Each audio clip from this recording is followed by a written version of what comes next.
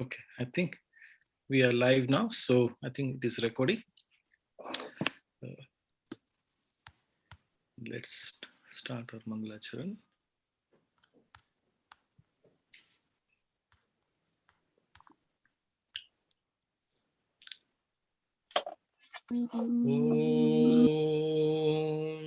Namo Bhagavate Vasudevaya. Om Namo Bhagavate Vasudevaya. Om Namo Bhagavate Vasudevaya. Om Bhagavate Vasudevaya. Namo Bhagavate Vasudevaya. Om Namo Bhagavate Vasudevaya. Om Jnantimirandasya Jnananjanashalakaya Chatururmilitan yena Mai Tasmai Shri Shri Gurave Shri Chaitanya Manobishtam Manamishtam Sthapitam Apitam Yena yena Bhutale Bhutale Swayam Swayam Rupa Rupa Gadamaya Gadamaya Dadati Dati Swapadantikam Swapadantikam Vandeham Vaideham Shri Sri Guru Guru Padakamalam Kamalam Shri Gurun Vaishnavanscha Vaishnavanja Shri Shri Rupam Rupam Sagrajatam Sagrajatam Sahagana Raghunathan Tam Sajivam Sadvaitam Advaitam Savadutam Savadutam Parijana Krishna Saitam Krishna Krishna Chaitanya Chaitanya Devam Devam Shri Shri Radha Radha Krishna Krishna Pada Adan Sahagana Lalita Lalita Sri Sri Vishakhanidascha Vishakhanidascha He He Krishna Krishna Karuna Sindhu Sindhu Nabandhu Neelabandhu Jagapate Gopesa Gopika Gopika Kanta Kanta Radha Radha Kanta Kanta Namostute Namostute Tapta Tapta Kanchana Kanchana Gaurangi Gaurangi Radhe Vrindavani Maneshwari Vrishabhanusute Vrishabhadusute Devi Devi Pranamami Pranamami Hare Hare Priya Priya Vanchakalpatarubhyascha Vanchakalpatarubhyascha Kripasindubhya cha Sindhubhyaeva cha Patitanam Patitanam Pavanebhyo Pavanebhyo Vaishnavebhyo Vaishnavebhyo Namo Namaha Jai Sri Jai Krishna Krishna Chaitanya Chaitanya Prabhu Prabhu Nityananda Nityananda Shri Shri Advaita Advaita Gadadhar Gadadhar Shrivasadi Srivastati Gaura Bhakta Gauravam Vrinda Hare Hare Hare Krishna Krishna Krishna Krishna Krishna Hare Hare Hare Hare Hare Rama Hare Hare Rama Hare Rama Ram Rama Hare Hare Hare Hare Hare Krishna Hare Krishna Krishna Krishna Hare Hare Hare Hare Rama Rama Hare Hare Rama Rama Rama Hare Hare Hare Hare Krishna Hare Krishna Krishna Krishna Krishna Hare Hare Hare Hare Hare Rama Hare Hare Rama Rama Rama Hare Rama Hare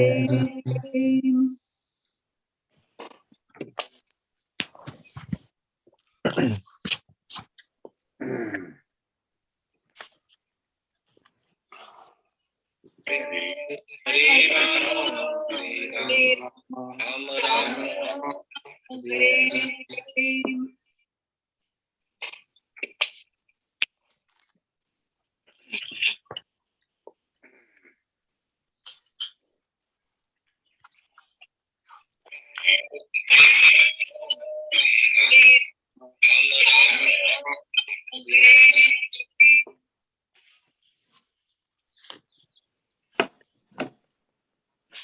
So 68. Hare Krishna. So Hare Krishna. Hare Krishna. So we have quite a few devotees today. So I welcome you all. We have Shobha Aunty, we have Meena Mataji, Barbara Mata is also here. Hare Krishna. Neil, nice to see you again. Neil, again. Krishna. James Prabhu, welcome. Hi Krishna. So nice Hi to see you. Krishna. Yeah, it's Hi Krishna. Hare Krishna. Then we have Manjunath Prabhu, Srila Mataji is here. Mayapureshwari Mata also here. Jai Krishna Prabhu. Hare Krishna, Jai Krishna Prabhu. Then we have Lucy as well here. Welcome back, Lucy, again. Sumati is also here. Christelle is also here. Raghu also has joined after a long time. Welcome back, Raghu. Then we have Raj Auntie and Namaste, namaste. Namaste, Raghu. And Nina has also joined us today. So thank you all very much for joining today. We are at the last few verses of Bhagavad Gita. Bhagavad Gita is just getting concluding now.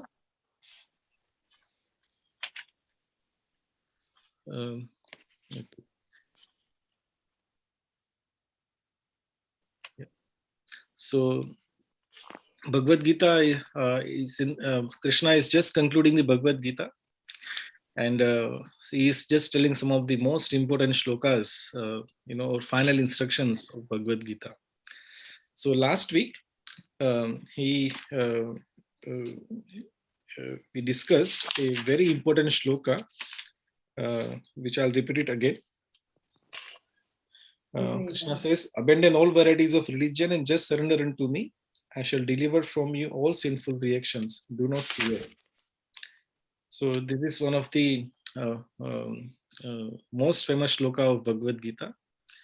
And here, if we are not careful and if we don't understand this shloka from a person who is actually understood Gita properly, then there's a danger we can easily misunderstand this shloka. So when Krishna says, "Abandon all varieties of religion and just surrender unto me," he is not saying that if you are a Christian or a Muslim or a Sikh or a Parsi or a Jain, then give up your religion and become a Hindu, join the Hindu's religion. That is on the shloka. We discussed it quite detailed last time. What Krishna is saying, that your so-called religious duties, that thing you have kind of false religious duties that you acquired, you give up those false duties or religious duties. Your main duty is to surrender or connect to me. If you're connected to me, then all your problems will be sorted. And Prabhupada also mentions in the purport, very nicely mentions that Krishna has given so many processes of devotion or processes of connecting to Krishna, like Dhyana Yoga, Ashtanga Yoga, and so forth and so on. So, Krishna, he's kind of forecasting that in the future people might be thinking this is too much overwhelming. Krishna has given so many instructions. How do I choose? What is right? Where do I start? So, is an expert teacher or an expert father, what he's saying, if it is very much overwhelming to you, forget everything. Just remember me. Just try to surrender to me. If you just do this one thing, everything else will follow. So this is his main important instructions. And then we spoke in detail about that in every religion, this instruction is common in every religion, to connecting to the Supreme Person, to the Supreme Lord. And in Islam, you connect to Allah. And in Christianity, Jesus Christ says, we go to the kingdom of our Supreme Father. Sikhism, Parsi, Jain, any religion you take, any bona fide religion of this world, they teach one common thing, that somehow or other we have to connect it back to our root, back to our spiritual nature, back to the God. So this is what Krishna is mentioning in that shloka, that give up all your so-called false religion and just connect to the Supreme Lord. And then we also discussed what exactly actually dharma means. Dharma is something which one cannot change. And we gave some example, like what is the dharma of a sugar?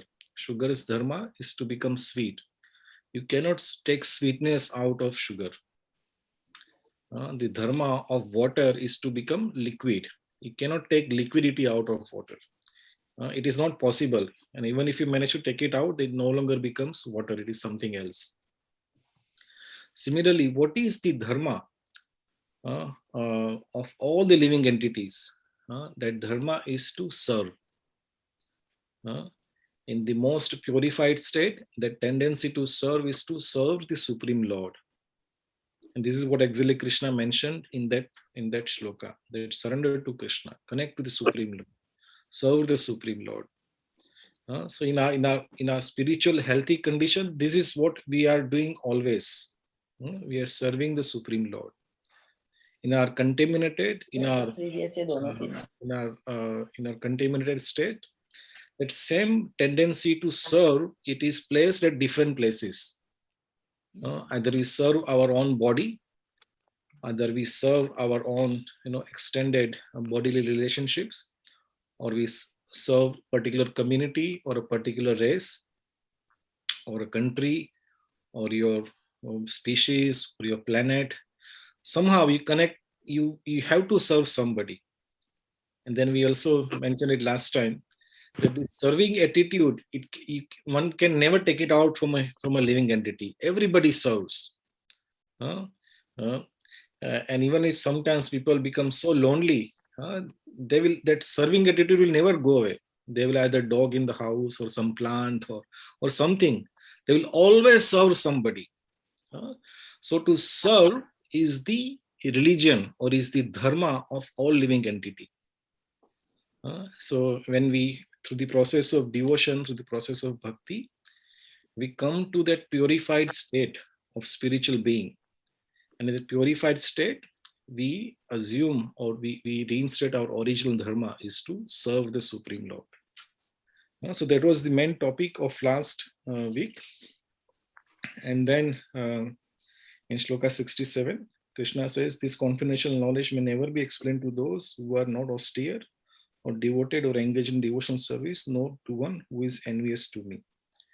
So in that shloka, Krishna mentions that that this is a very confidential knowledge. One should not give it to those who are envious, those who are sensual. We discuss few points on that one. And then immediately after he says, for one who explains this supreme secret to devotee, pure devotion service is guaranteed, and at the end he will come back to me. So in the heart of heart, Krishna, he wants to give this supreme knowledge be available to everyone. So first he wants that don't give it to those who are sensuals or those who are envious. But if anybody gives it to someone, then he will receive the great benedictions. And he says devotion service is guaranteed. And now we'll just connect it, that same shloka and same conversation. Now it is connected in the next few shlokas. So we'll begin our today's discussion.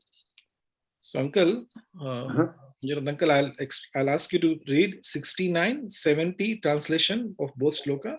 Yes. 71 translation and purport, all three together, please. Yeah, thank you. Hare Krishna Guruji, Hare Krishna everybody. Hare Krishna. Text 69. Nacha tasmat manusheshu kashmin me priyakratamaha bhavitana cha me tasmat anya priyataro bhuvi. Translation: there is no servant in this world more dear to me than he, nor will there ever be one who is more dear. Text 70. Adhyasthate chayam imam dharmam samvadamavayoha jnanayajnena tenaham ishtaha swamiti me matiha. Translation: and I declare that who studies this sacred conversation of ours worship me by his intelligence. Text 71.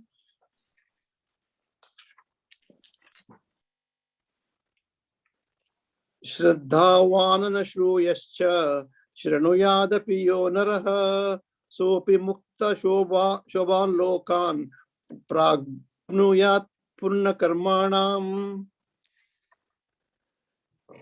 Translation: and one who listens with faith and without very envy becomes free from sinful reactions and attain to the auspicious planets where the pious dwell. The purport. In the 67th verse of this chapter, the Lord explains explicitly forbade the Gita being spoken to those who are envious of the Lord. In other words, Bhagavad Gita is for the devotees only. But but it so happens that sometimes a devotee of the Lord will hold open class, and that class, not all students are expected to be devotees. Why do such persons hold open class? It is explained here that although not everyone is a devotee, still there are many men who are not enemies to Krishna, enemies of Krishna. They have faith in him as a supreme personality of Godhead. If such persons hear from the bona fide devotee about the Lord, the result is that they become at once free from all sinful reactions, and after that attain to the planetary system where all righteous persons are situated. Therefore, simply by hearing Bhagavad Gita, even a person who does not try to be pure devotee attains the results of righteous activities. Thus, a pure devotee of the Lord gives everyone a chance to become free from all sinful reactions, to become the devotee of the Lord. Generally, those who are free from sinful reactions, those who are righteous, very easily take to Krishna consciousness. The word Punya Karmanam is very significant here. This refers to the performance of great sacrifices like Ashwamedha Yajna mentioned in the Vedic literature. Those who are righteous in performing devotional service, but who are not pure, can attain the planetary system of Pole Star or Dhruva Loka, where Dhruva Maharaj is presiding. He is great devotee of the Lord, and he is a special planet which is called Pole Star. Hare Krishna. Hare Krishna. Thank you very much, Uncle. Thank you.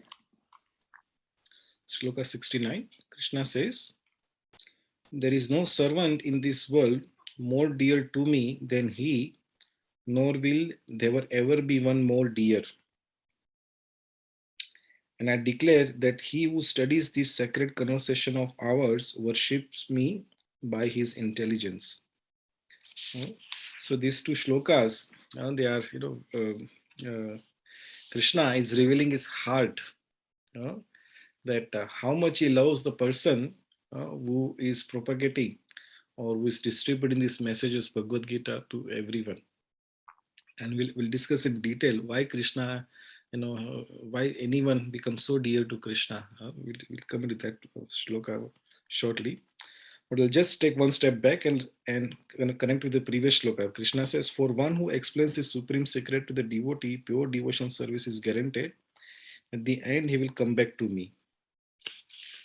So in that shloka, Krishna is saying, please distribute this message of Bhagavad Gita to everyone. So he's requesting everyone, please distribute. And then he's saying, one who distributes this message, what happens to him?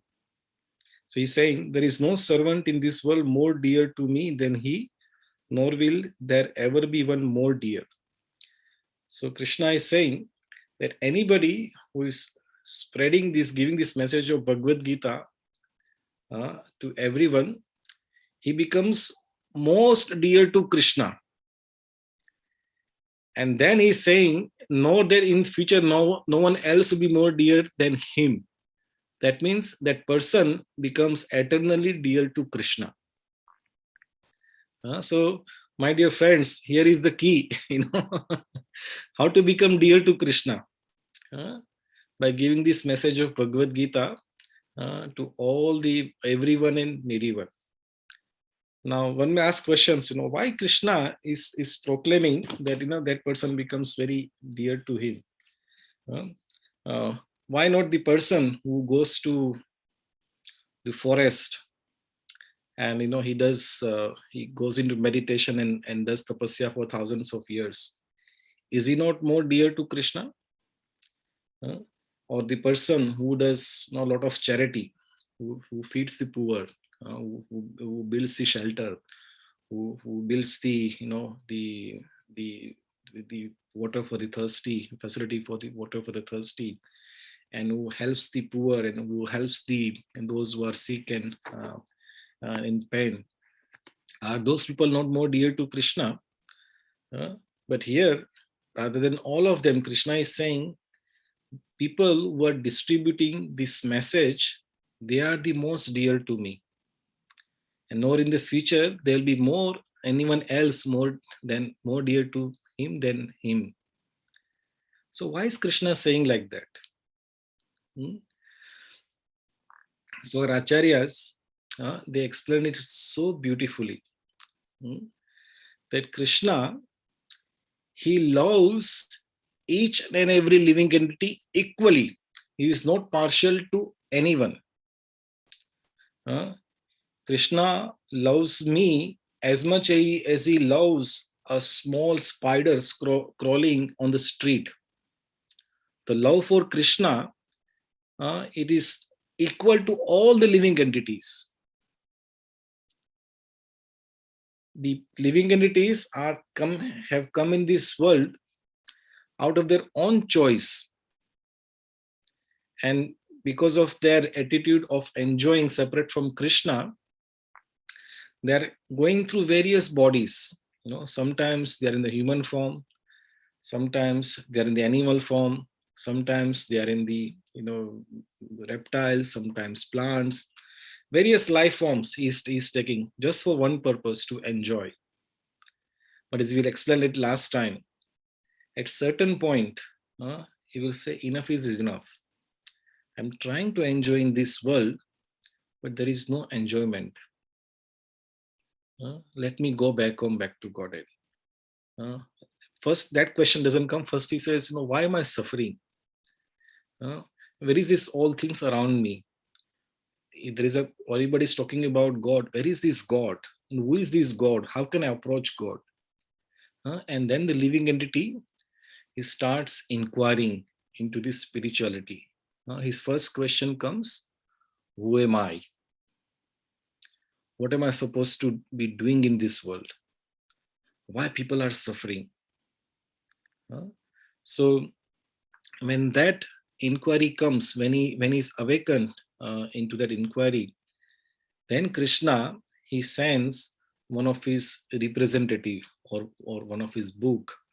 It doesn't matter which religion he belongs to. As soon as somebody is ready to inquire into his connection to the Supreme, then Krishna is very happy, and he sends a help, or in the form of a book, or a kind of gathering of the devotees, or some place, somehow or other Krishna gets connected to him. And now, because that living entity, he wants to come back to him, Krishna becomes very happy with him, and he wants to take him back as quickly as possible. So Krishna's desire, because he loves all of us equally, so he wants all of us, that all his sons and daughters, all his living entities should go back home, back to Godhead. We are suffering here because of our own bad choice. But Krishna desires us to go back home, back to Godhead. So this is the reason. So that is what Krishna's main desire is, that, you please come back.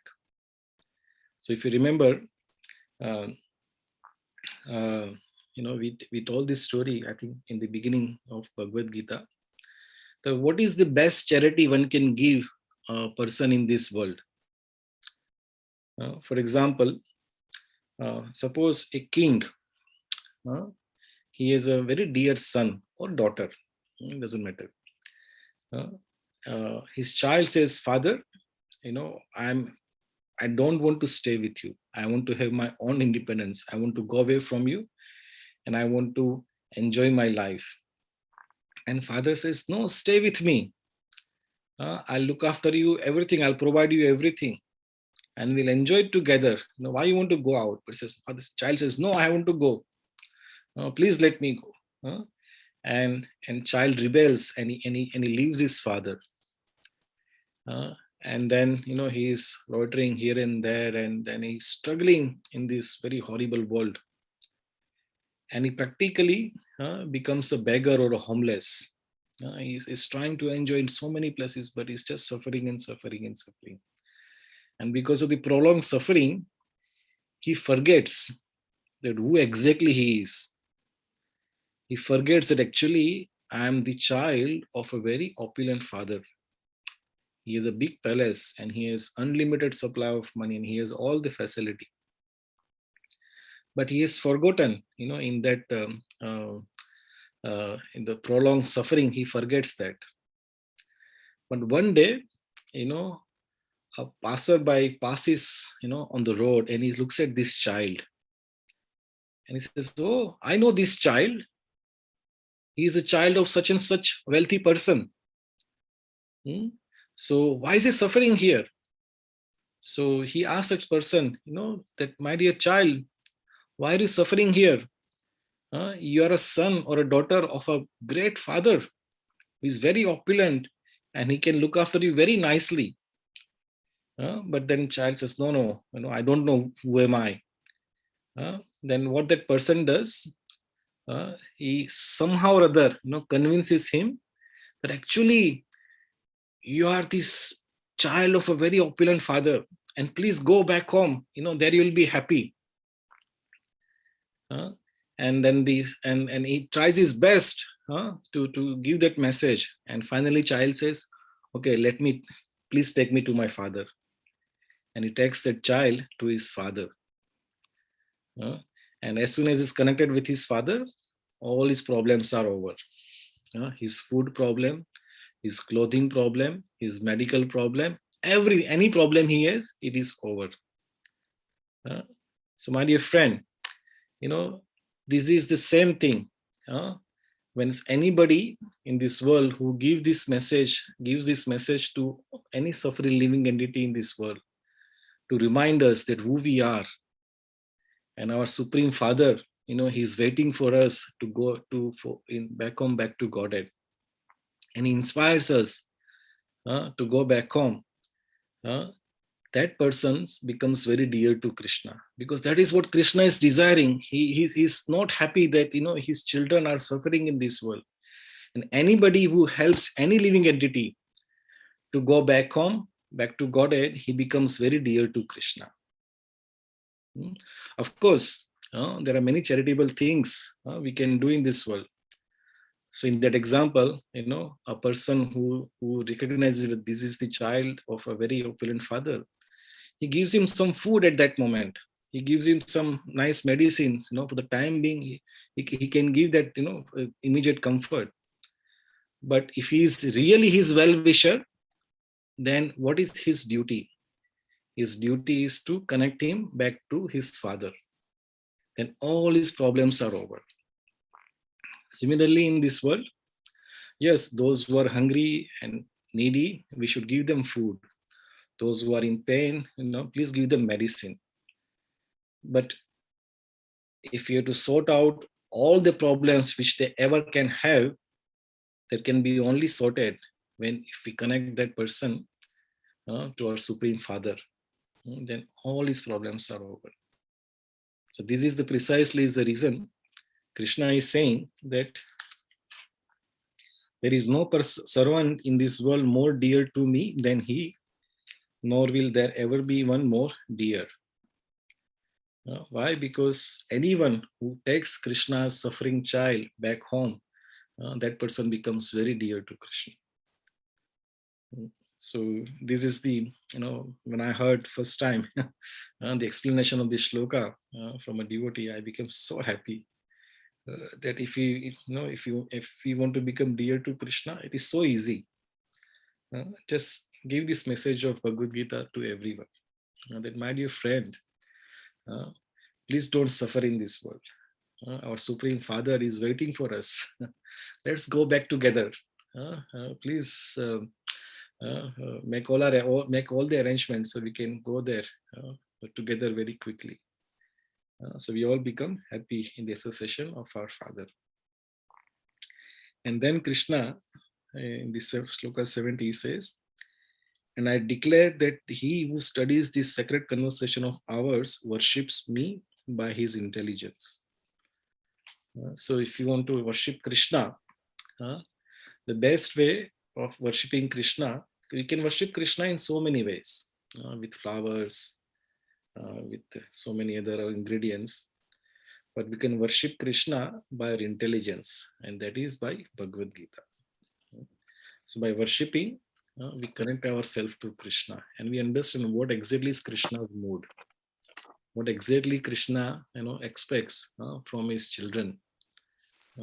So when we worship them through that intelligence, we become properly situated in our right consciousness.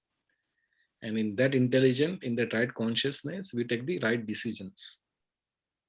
To take the right decisions, we require the intelligence. And that intelligence comes by worshipping Krishna through Bhagavad Gita. And then in the shloka 71, Krishna says,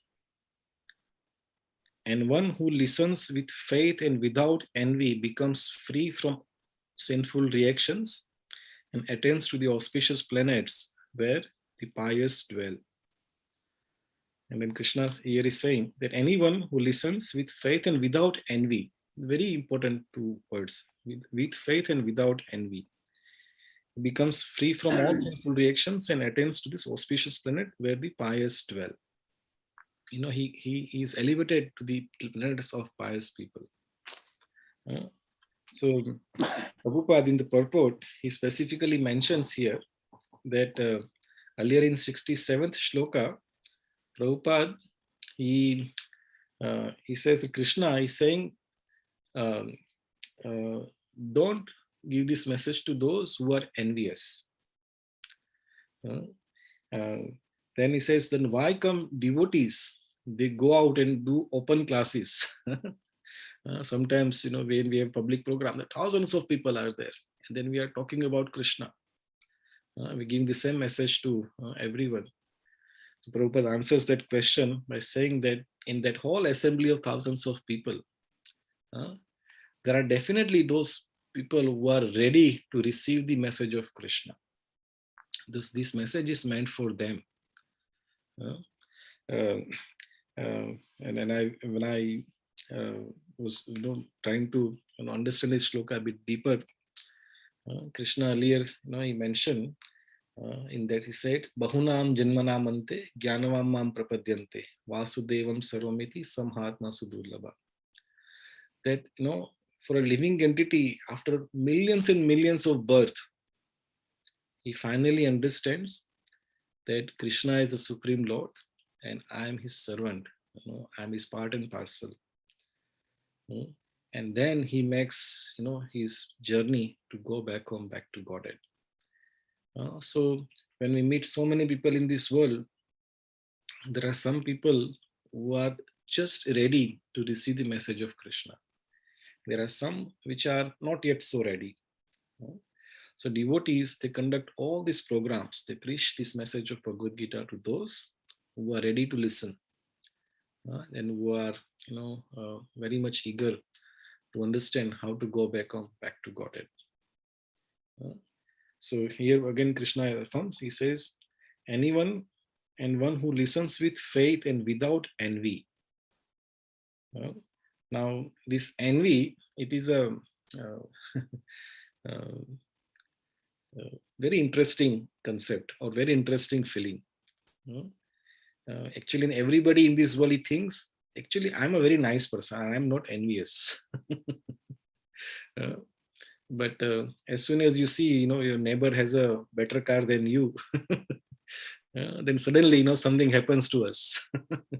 Or if you see, that my colleague or, or my classmate or my, friend or somebody who somehow or other, he's better than, he has got something better, then, he becomes envious.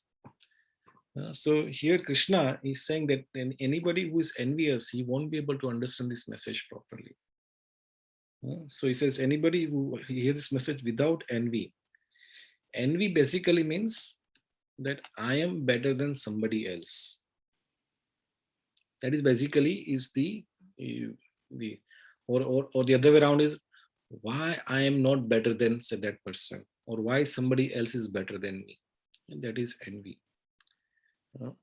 But the person who understands that actually everyone in this world is part and parcel of Krishna, and Krishna loves everyone equally.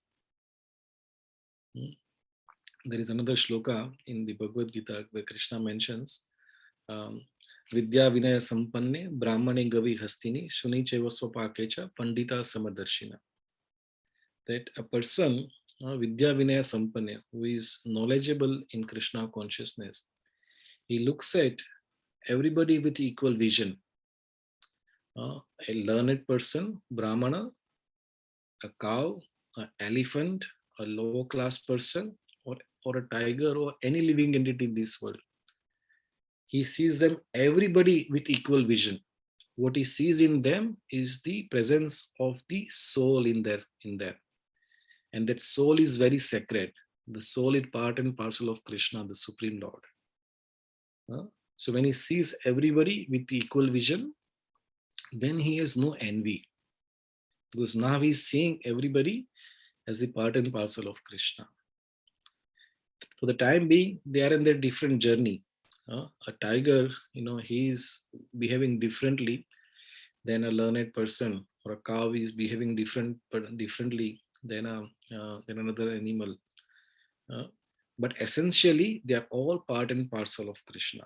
When the living entity comes to that understanding, then he loses all the envy. He has no envy whatsoever. And then he is fit to understand the message of Bhagavad Gita, the way it is meant to be heard. When he comes to that platform, then everything else makes sense to him. Then he has no conflict in his mind.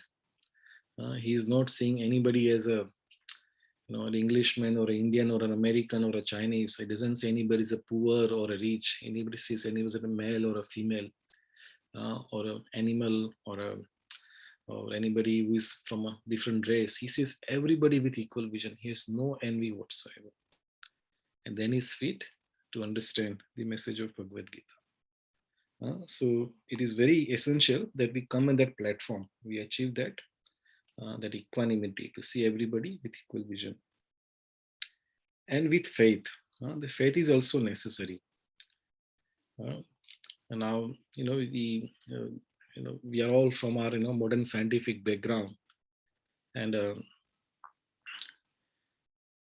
faith is considered something as illogical.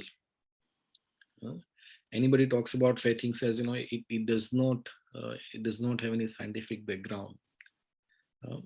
But here, my dear friend, we have to make a distinction between faith and a blind faith. Blind faith is definitely discouraged. But the faith, with the proper faith developed, with the proper deliberation, and with the proper scientific conclusion, when that faith is developed, that is the real faith. So if you remember earlier, Krishna, he gave this, when he's concluding the shlokas earlier, he says, Arjuna, I told you everything that is to be known. Now you deliberate and you do as you wish. What basically Krishna is saying, don't have blind faith. Have the faith which is based with your own deliberation, and then you make your own decision. So many times the question comes, but there are so many things I don't understand, or it is not really making sense to me, and how can I develop the faith? How can I get that more proper informed choice, or proper deliberation I can make on this different instruction that Krishna gives. So for that, my dear friends, the best thing to do is to associate with the people who have the faith. Faith breeds the faith. And when we live with the people who have the faith, then it inculcates faith in our heart. And then of course, many questions will come, will doubt, will query. That time you ask the questions very nicely to the person who has a faith. Why it is like this? Why it does not make sense to me? I know, please explain me in detail. In the whole of Bhagavad Gita, Krishna, he spoke so many things to Arjuna. And many of the things Arjuna rejected. He said, sorry, Krishna, I cannot do this, or I don't understand this. Can you please be more elaborate? So to have questions, to have doubt, to have or be not able to understand few things, it is natural. Even Arjuna had that problem. And what did he do? He inquired. He was very submissive. He was very humble. Says, sorry, Krishna, I do not understand. Can you please explain? Spiritual life has to be always based on inquiry. Spiritual life must never be based on blind faith. If it is based on blind faith, we'll go nowhere. And on the contrary, we'll go somewhere place we are not supposed to go. So there has to be a faith cultivated in association of the pure devotees. It should be based on proper logic, proper deliberation, with proper inquiry. Right in the beginning of Bhagavad Gita, Krishna, right in the beginning, he says, what is that shloka? Tad vidhi pranipatena pariprashnena sevaya upadekshanti te jnananam jnaninas tatodarshina. So Krishna says, if you want to have a self-realization, you approach a person who is self-realized and you inquire from him submissively and render service to him. So right in the beginning of Bhagavad Gita, Krishna says, approach a person who is self-realized. In other words, who has a faith.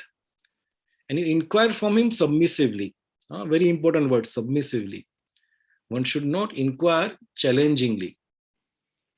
Now, if you challenge, that knowledge does not come. There it is explained that the knowledge is like a water. It flows down. So if you want to have a knowledge, if you want to have a faith, you should be humble. You should take a lower position. Then the water will naturally flow towards you.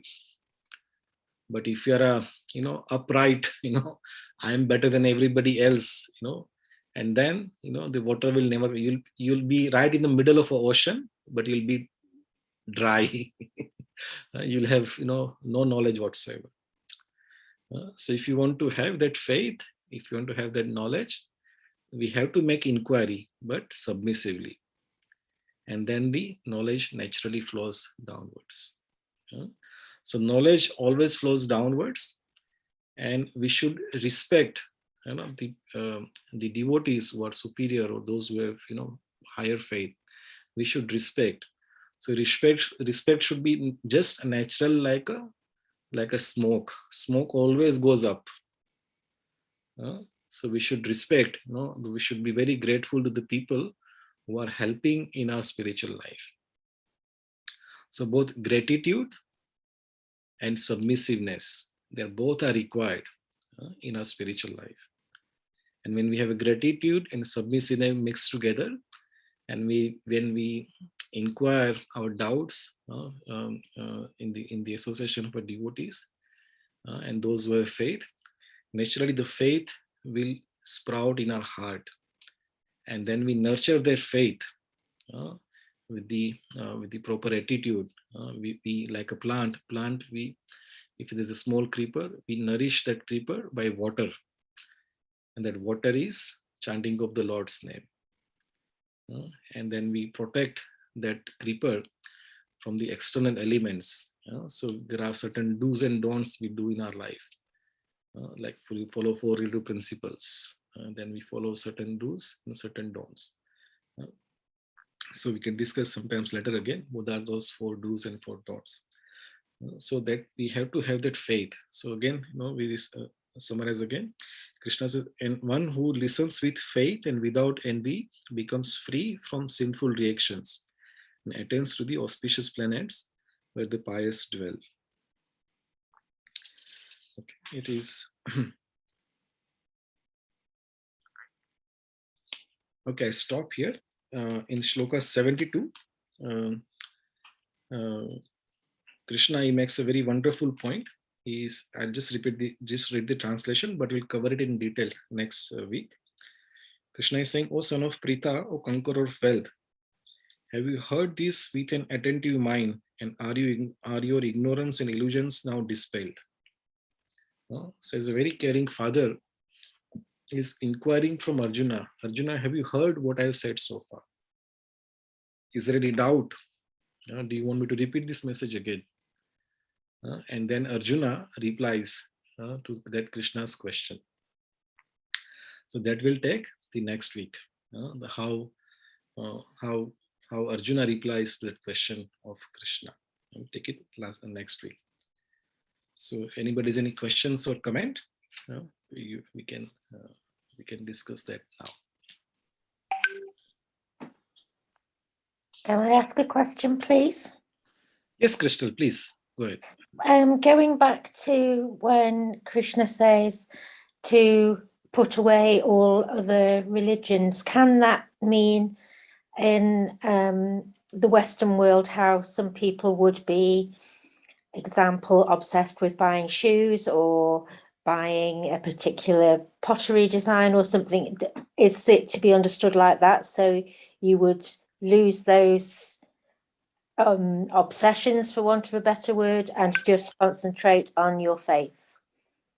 Yes, in a way, Crystal, yes, because there are, because of in our quest for enjoyment or sense gratification, many of the things in our life, people even say very, with the same word, people do that very religiously.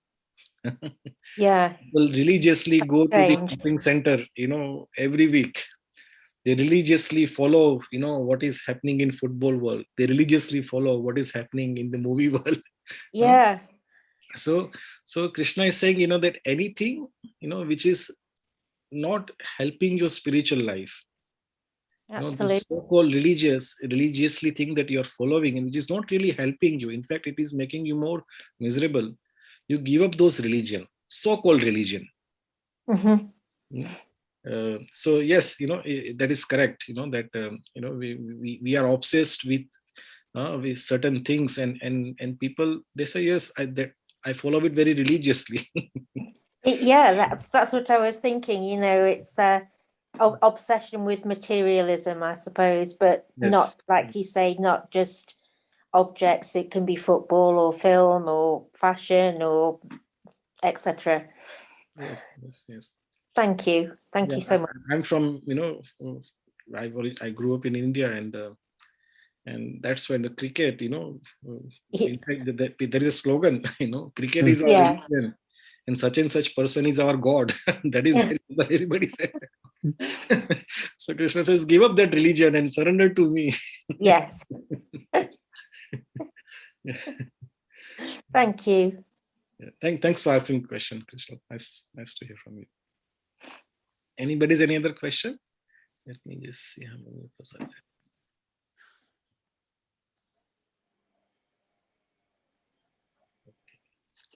So if there is no question, then let's do one round of chanting Hare Krishna together. And I'll just stop recording our YouTube.